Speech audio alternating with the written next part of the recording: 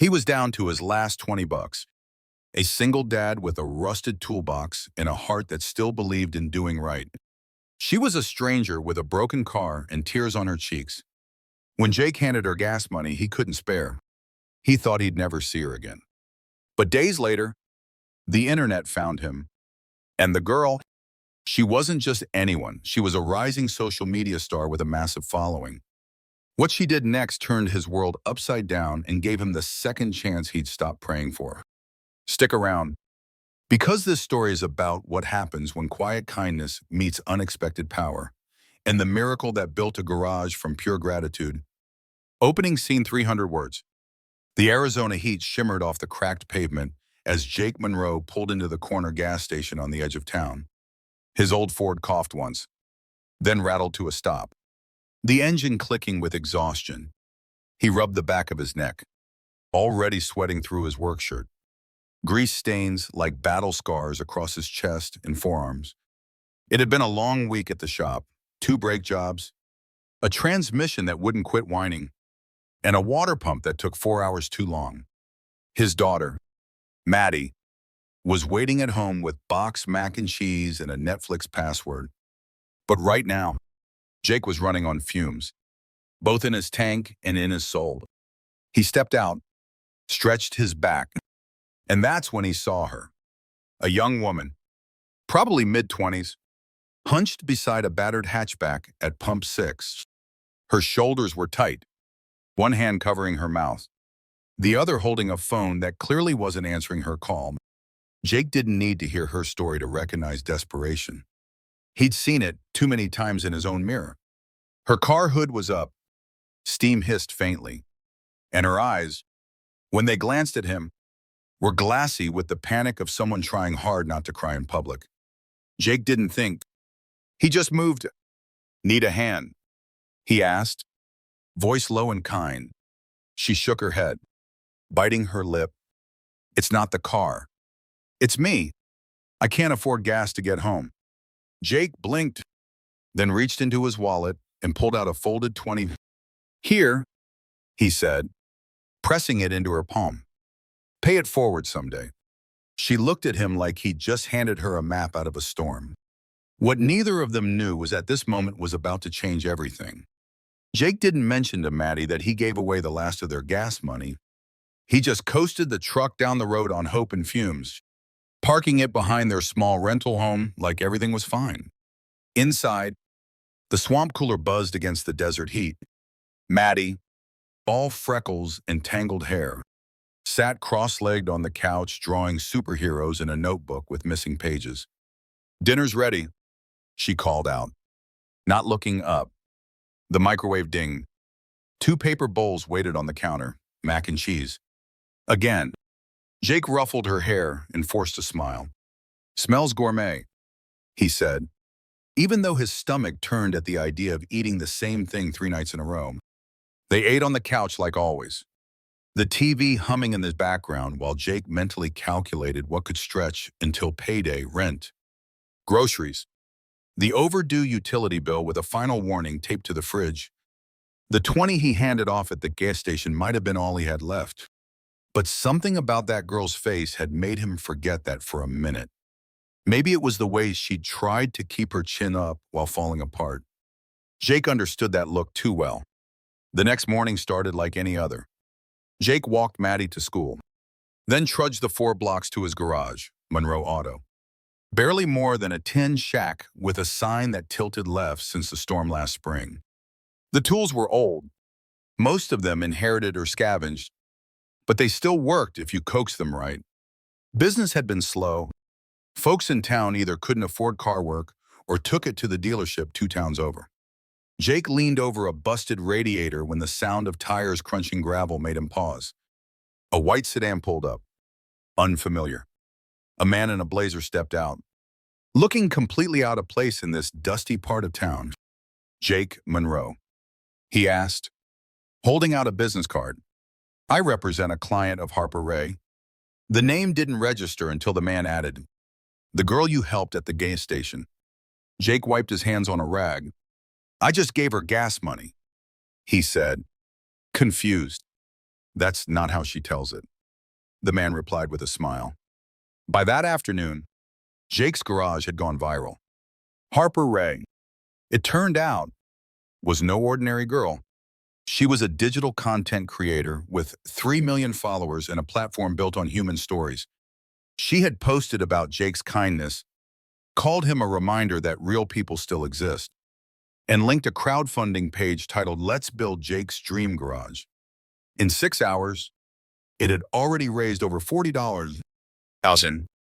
Jake stared at the screen on the rep's tablet, blinking like someone trying to read in a dream. This has to be a mistake, he muttered. But it wasn't. Comments flooded in from around the country, strangers praising his selflessness, mechanics offering to donate tools, parents saying they wanted their kids to grow up like him. He couldn't speak. His hands trembled, not from fear, but from a sudden, terrifying hope he hadn't let himself feel in years. That night, Maddie sat on his lap, wide-eyed as they scrolled through the campaign together. "Daddy," she whispered, "does this mean we can get air conditioning that works?" Jake laughed, a deep, disbelieving laugh that cracked into something wetter. He held her close and kissed the top of her head. "It means maybe we can fix everything. Kiddo, starting with that."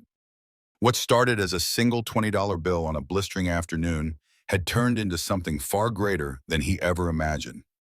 Jake didn't believe in miracles. But that night, for the first time in a long time, he started to believe in second chances and in the quiet power of doing good without expecting anything in return.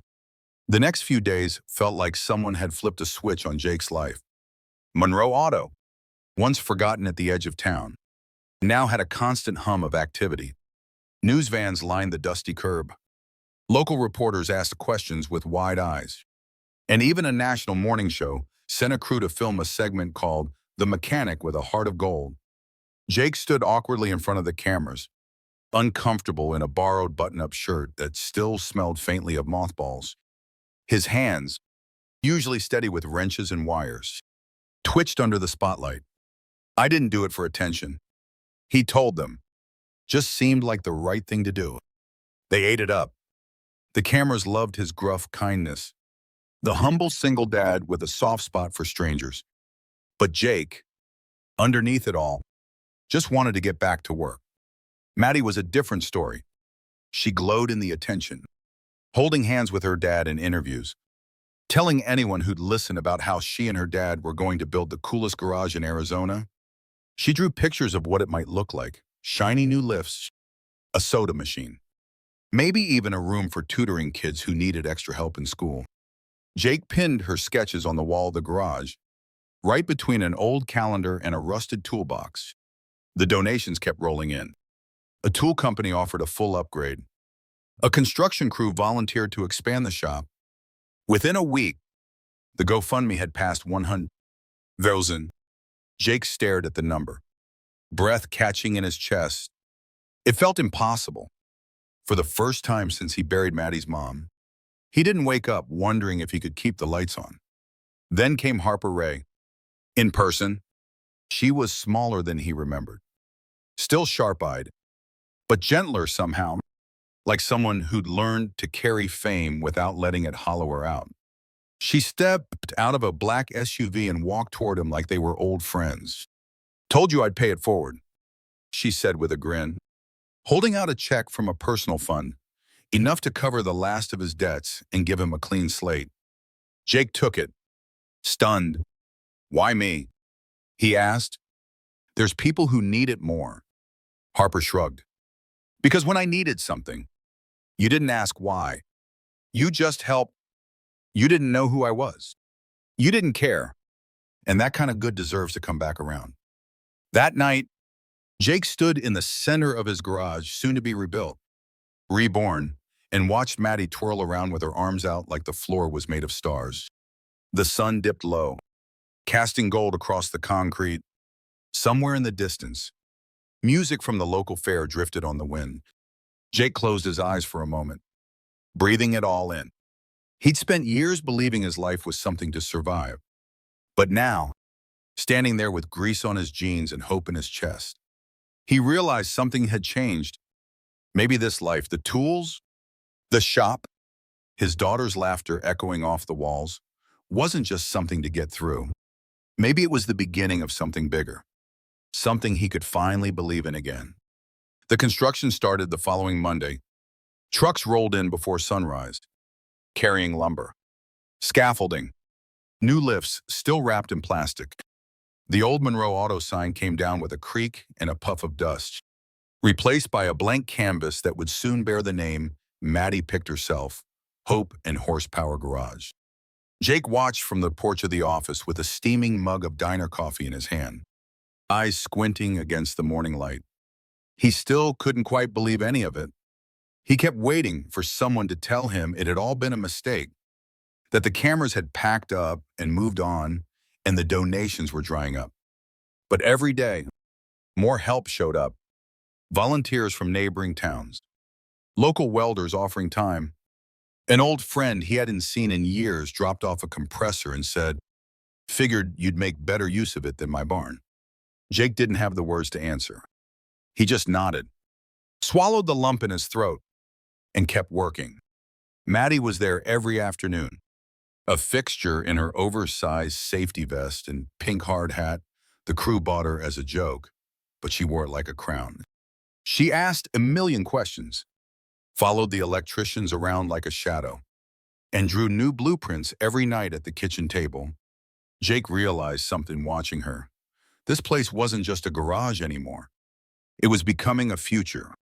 For her, for them, a space to grow, to build, to teach. He started jotting notes on a whiteboard in the back office, ideas for apprenticeship programs, a corner for at-risk teens who needed something to do after school besides getting into trouble. Harper saw it one afternoon and nodded without saying a word. A week later, she returned with 2 laptops and a donation check, earmarked for youth outreach. "Told you this wasn't just a story," she said. "It's a beginning." But not everyone was thrilled. A few old-timers from town came around, shaking their heads, grumbling about how Jake was getting too big for his boots, or how internet money don't mean real roots. One even muttered something about selling out to influencers. Jake didn't argue. He knew their tune. Folks uncomfortable with change. Folks scared that maybe kindness could actually pay off. He didn't hold it against them. Not everyone had been handed something good and told, "This is yours to grow." Jake had to remind himself not to shrink back into the man who used to count quarters at the grocery checkout. He wasn't that guy anymore. And for Maddie's sake, he couldn't be. Not now. Still, the pressure grew with the attention. Harper offered PR help, but Jake turned it down. He didn't want to become a brand. He just wanted to fix cars, help people, and raise his girl right. But when an LA media company sent a film crew to offer a docuseries deal, Jake nearly slammed the door in their face. It was Harper who pulled him aside after they left and said, "You don't have to let them define your story, but you also don't have to hide from it. You earned this. Let people see what happens when real good shows up in a hard place." Jake sat with that for a long time. That night, he walked through the partially rebuilt garage alone.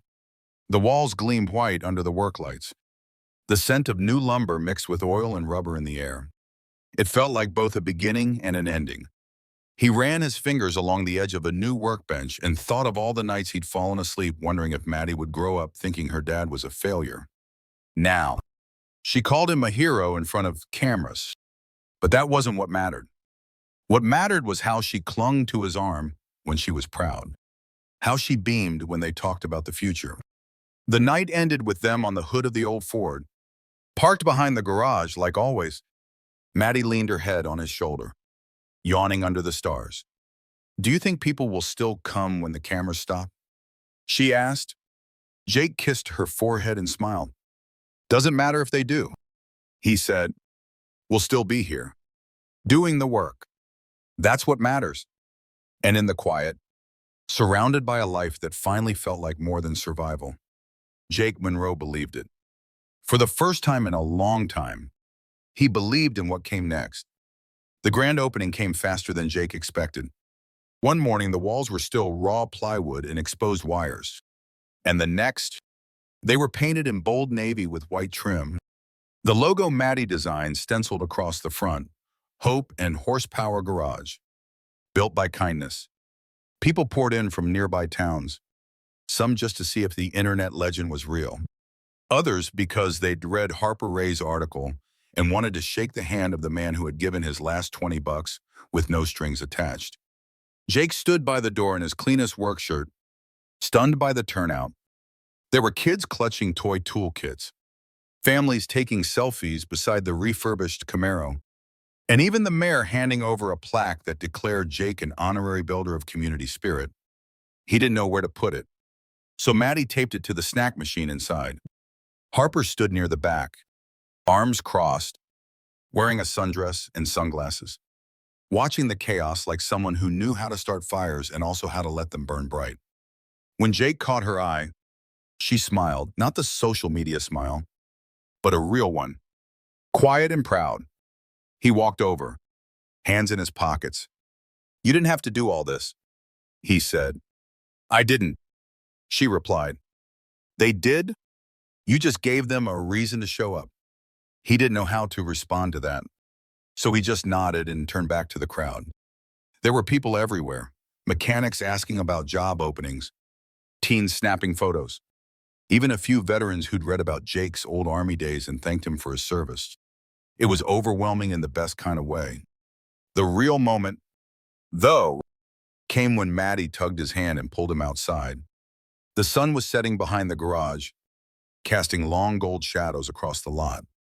Parked in a perfect row were 6 classic cars, 2 Mustangs, a Chevy Bel Air, a Dodge Charger, a GTO, and a pristine '67 Camaro with polished chrome. "What's all this?" Jake asked, brow furrowed. Maddie just grinned and pointed. "They're here for you, Daddy. They want you to restore them." Jake blinked. One of the car owners stepped forward, a woman with weathered hands and a ball cap pulled low. "Saw your story. Been looking for someone who works with their heart, not just their hands. Thought maybe you'd give my old ride a second chance." That sentence hit him square in the chest. A second chance. That was all he ever wanted for himself, for Maddie, for the future. As the sun dipped lower, casting everything in a kind of cinematic glow, Jake walked along the line of cars, hand trailing along cool metal. He felt something shift in Art, like the fear had finally given way to purpose. This garage wasn't just his anymore. It was a place where stories would begin, where second chances rolled in on 4 wheels and rolled out as something more. He turned back to the crowd, took Maddie's hand, and cleared his throat. "We're not fancy," he said loud enough for the folks nearby to hear. "But we're real, and we're here. If you've got something that needs fixing, cars, people, whatever, this is the place." The words weren't polished, but they were his, and they landed like a promise. That night, long after the crowd thinned and the string lights twinkled above the lot, Jake stood alone in the garage, turning off lights one by one. He walked past the fresh walls, the new lifts, the office stocked with brand new tools and a coffee pot that never seemed to empty. It all felt like a dream wrapped in motor oil and miracle dust. But the most sacred thing wasn't the building. It was the small hand-drawn sign taped next to the time clock. In Maddie's blocky handwriting, "Be kind. Fix what you can. Always try." Jake read it once more before heading out, flipping the switch and locking up behind him. Tomorrow, the work would begin.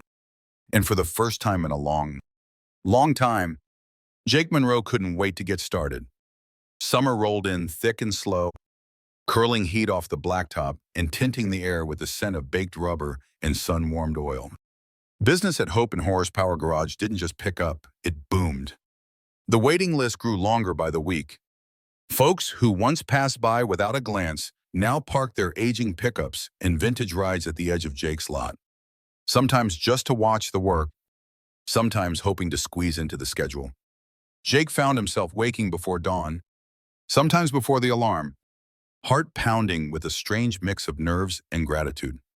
For the first time in years, the work he didn't feel like survival, it felt like purpose. The garage was more than just a place for repairs now. After school, Maddie ran a little club out of the side office. She called it the Fix-It Gang, open to any kid who wanted to tinker, draw, or learn how to tighten a bolt without stripping the thread. Jake watched her teach a younger boy how to use a torque wrench. Her voice patient, hands confident. He saw pieces of her mother in the way Maddie explained things. The kindness, the quiet certainty. He wondered what Jamie would think of all this, of the miracle that bloomed from a $20 bill in an act of decency on a too-hot afternoon. One Thursday, Harper showed up unannounced, a coffee in one hand and a camera crew trailing behind her. Jake gave her the look, one she now recognized as his polite version of, "Do we have to?" She raised a brow. "Relax. It's not for you. It's for them," she said, nodding toward a group of teens watching Jake replace a serpentine belt. "They need to see what real looks like." He sighed, but agreed. The segment went live a week later and brought another flood, this time from further out. An email came from a veterans program asking if Jake would consider hosting apprentices. Another from a women's shelter wondering if he'd train single moms in basic car care. He stared at the screen, overwhelmed, then, slowly, started typing back. Yes, it wasn't all smooth. There were days the weight of expectation pressed hard. When parts didn't arrive on time, when the line of cars stretched too long, or when Jake's body ached in the ways men like him don't talk about until it's too late. He never said a word to Maddie, but some nights he sat on the porch steps long after she'd gone to bed, staring at the stars, wondering if he could really carry everything that had landed in his lap. But each time he asked that question, something answered, a thank you note taped to the door, a fresh loaf of banana bread from a customer's grandma, or just the hum of laughter coming from inside the garage. One evening, after closing, Harper sat with him on the tailgate of his truck, watching Maddie sketch something on the shop wall with sidewalk chalk. "You ever think you'd end up here?" she asked, voice quiet. Jake took a long sip of sweet tea and shook his head. "Thought I'd be lucky just to keep the roof from caving in." Harper glanced at him. "And now," he shrugged, then smiled. "Now I want to make sure it stays standing long after I'm gone." That night, he pulled Maddie close before bed and whispered, "You're the reason all this worked, kiddo." She blinked up at him. "Because I made the sign." He chuckled. "No, because you made me believe again." And as he turned out the light and stepped into the hallway, Jake knew that belief, quiet, stubborn, and forged through fire, was what would keep this place alive. The garage wasn't just about cars anymore. It was about people, second chances, and the kind of good that multiplies when you stop keeping score. And in that moment, Jake Monroe understood something deeper than luck or timing. He hadn't stumbled into a miracle. He'd built one, piece by piece, bolt by bolt, heart first. Always patient. Autumn settled into town with crisp mornings and the scent of cinnamon drifting from the corner diner. Leaves scattered across the garage lot like forgotten notes. And Jake found himself reaching for a flannel shirt again as the early light hit the metal of the shop just right. Gold. Quiet. Full of promise. Hope and horsepower had survived its first season. Not just survived, it thrived. But success brought its own set of decisions. More clients meant more work. More kids meant more supervision.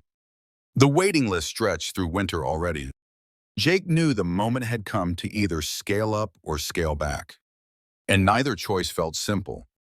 One evening, after a long day swapping an engine with two apprentices and helping Maddie finish her science fair project about torque, Jake sat down with a notepad in the back office. He wasn't a businessman, never wanted to be. But the garage had grown beyond what he could handle alone. The calls didn't stop. Schools were asking for field trips. Other mechanics wanted to train under him. A foundation offered a grant to expand. Jake stared at the numbers, rubbed the back of his neck, and sighed. He had built this from nothing, but building it bigger meant trusting others to help hold it up. That part scared him more than he liked to admit. The next morning, he gathered the crew, just 5 people, but all heart. Javier, who used to work in his uncle's junkyard. Liza, a single mom who'd taken Jake's weekend class on breaks and never left. Kenny, still green but eager. And Maddie, notebook in hand like always. We've got a choice, Jake said. We stay where we are, keep it manageable, or we grow, take on more, change more lives. But I can't do it alone.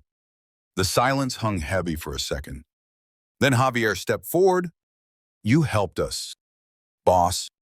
Let us help you now. And just like that, the weight shifted. That week, Jake said yes to the grant. Plans were drawn for an expanded bay, a classroom for teens, and a side shop where Maddie could run her fix-it gang full-time. They didn't have all the answers, but they had each other. And that, Jake figured, was more than most places started with. Hope didn't have to be loud.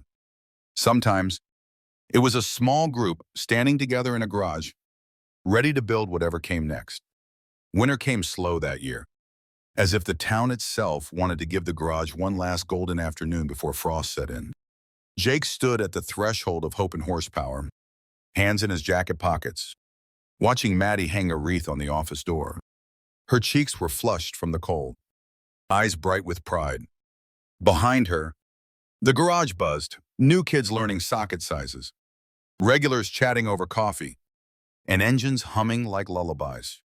It wasn't just a workplace anymore. It was a place where broken things came to be rebuilt. Cars, yes, but also people. Jake exhaled, his breath clouding the air, and felt a quiet peace settle over him. Inside, the classroom buzzed with the after-school crowd. Liza led a hands-on demo, showing a row of eager teens how to check oil levels.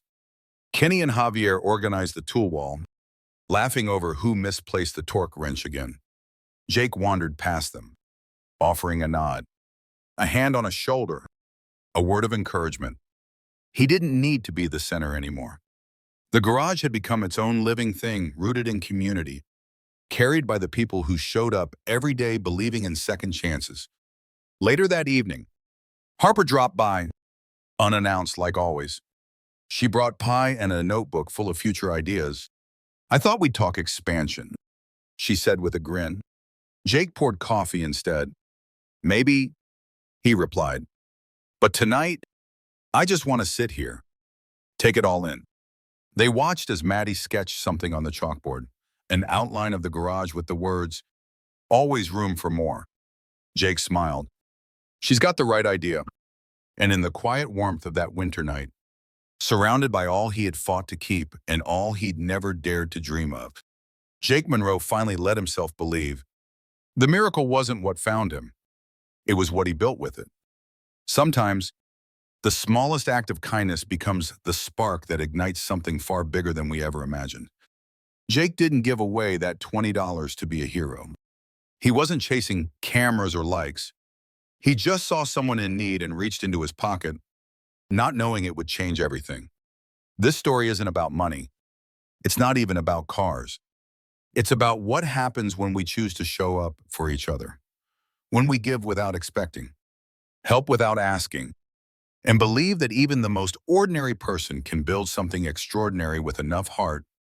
So if this story moved you, if it reminded you that goodness still exists in quiet corners, and that one good choice can echo louder than we think, do us a favor. Share it. Pass it along. Because maybe, just maybe, someone out there needs to be reminded that second chances aren't just possible, they're real. And they often start with something as simple as a stranger saying, "Here, take what I have." Don't forget to follow for more stories like this, real stories about real people, and the everyday miracles that rise from love, grit, and grace. Hit that subscribe button. Leave a comment and tell us What's the kindest thing someone's ever done for you? You never know whose heart it might touch. Thanks for being part of our community. This isn't just a story. It's a movement, and we're just getting started.